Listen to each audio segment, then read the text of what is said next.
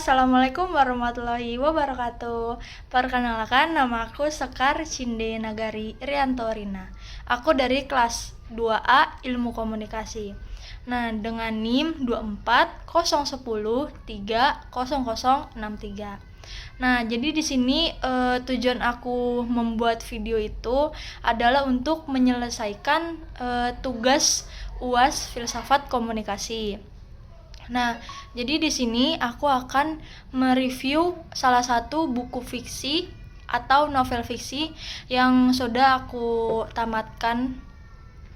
Nah, namanya itu uh, novel Bumi. Penulisnya itu Terelie. Nah, tahun terbitnya itu 2014 dan penerbitnya itu Gramedia Pustaka Utama. Nah, jadi series Bumi ini adalah series pertama. Sebenarnya si penulisnya ini, Terelie itu bikin 13 series lanjutan. Yang pertama itu kan tentunya nih Bumi. Bumi, bulan, matahari, bintang, Ceres dan Batozar.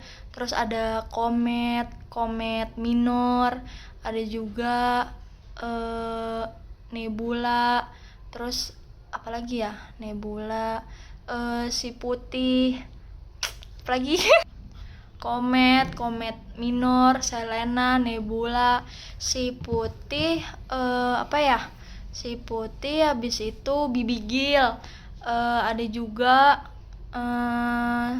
Sagaras, Sagara sama Drakon. Nah, itu ada 13. Nah, selanjutnya di sini aku bakal ngebahas tentang gagasan utama atau isi pokok dari novel seri Bumi ini. Nah, jadi novel ini menceritakan kisah tentang remaja bernama Raib. Nah, dia ini mendapatkan suatu kekuatan yang sangat luar biasa. Nah, selain itu dia bakal menjelajah dunia paralel. Nah, dunia paralel itu kayak dunia lain gitu, atau misalkan kayak dunia fiksi gitu loh. Nah, maksudnya itu dunia paralel itu kayak yang diceritain dalam seri-series yang diciptakan oleh Terelie ini. Maksudnya kayak dunia series Bumi, dunia bintang, dunia matahari, dunia bulan dan lain sebagainya. Nah, Raib ini nggak sendirian guys. Nah, dia bakal menjelajah dunia paralel ini bersama dua temannya, yaitu Sally dan Ali. Nah, di sini mereka bertiga ini bakal melawan banyak banget itu kejahatan, dan juga di sisi lain itu mereka bakal nemuin apa arti persahabatan mereka, dan juga mereka bakal nemuin apa itu namanya tanggung jawab, dan selain itu mereka bakal nemuin jati diri mereka masing-masing. Jadi di sini aku bakal selanjutnya di sini aku bakal menjelaskan 3 aspek filsafat dalam novel seri Bumi ini. Nah, yang pertama itu tentang hakikat filsafat ontologi. Nah, yang kedua itu hakikat filsafat epistemologi. Lalu yang terakhir itu ada hakikat filsafat aksiologi. Nah, yang pertama itu aku bakal ngebahas tentang hakikat filsafat ontologi, yaitu hakikat realitas. Nah, sebenarnya di novel series Bumi ini itu apa sih namanya, ngasih tahu kita kalau misalkan realitas itu nggak selalu harus tentang dunia yang emang kelihatan, tapi sebenarnya itu ada juga dunia paralel atau dunia yang nggak kelihatan. Nah, hal ini nunjukin kalau misalkan realitas itu sebenarnya sifatnya itu multidimensi. Jadi realitas itu bisa dari dua kehidupan atau dua dimensi. Nah, jadi dari kehidupan yang nyata, yang misal kita lihat sehari-hari itu yang bisa kita lihat dari mata, dan juga ada juga kehidupan yang emang tak kasat mata atau goib, dan juga maksudnya itu menunjukkan kalau misalkan kekuatan yang ada itu justru lebih besar yang nggak kelihatan itu loh daripada yang bisa kita lihat. Nah, yang kedua itu aku bakal ngebahas tentang hakikat filsafat epistemologi. Nah, maksudnya itu tentang hakikat pengetahuan. Jadi, maksudnya itu adalah tokoh-tokoh di dalam cerita novel Series Bumi ini gimana sih mereka tuh bisa dapetin pengetahuan. Nah, jadi tokoh-tokoh ini bisa dapetin pengetahuan itu dari pengalaman, dari petualangan yang udah mereka hadapin. Terus ada juga pelatihan. Nah, pelatihan ini bisa didapat dari mentor mereka, yaitu Miselena atau dari Batozar.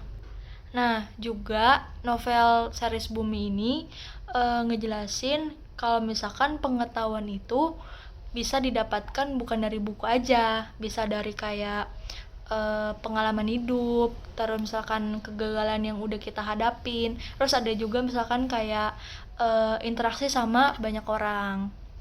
Lalu selanjutnya ini yang terakhir ada tentang hakikat filsafat aksiologi. Nah, hakikat tentang etika dan nilai. Nah, jadi di dalam novel Series Bumi ini kita dikasih tahu tentang dalamnya itu ada apa aja, misalkan kayak nilai-nilai keberanian, kayak misalkan kayak nilai persahabatan, terus ada juga nilai tentang pengorbanan, dan juga setiap tokoh itu belajar untuk berbuat atau melakukan kebaikan bukan karena meminta imbalan atau balas budi, tapi karena emang bener-bener tulus dan ikhlas buat berbuat kebaikan itu loh, karena itu hal yang benar gitu loh.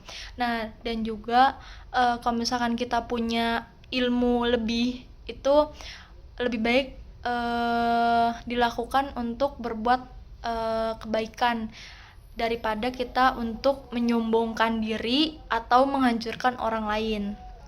Nah, yang terakhir itu di sini aku bakal ngejelasin tentang refleksi pribadi atau apa sih pelajaran penting yang bisa kita ambil dari novel Series Bumi ini. Nah, jadi saya belajar aku ini belajar kalau setiap orang itu punya kekuatan unik atau spesialnya itu masing-masing. Dan terkadang itu yang lebih lucunya, kita tuh baru sadar kalau misalkan kekuatan yang kita punya itu munculnya itu pas lagi masa-masa sulit. Nah, aku juga belajar dari tokoh Raib ini kalau misalkan perjalanan hidup itu adalah tempat dimana kita itu bisa mengenal diri kita sendiri. Nah, terus kita juga belajar apa itu tanggung jawab.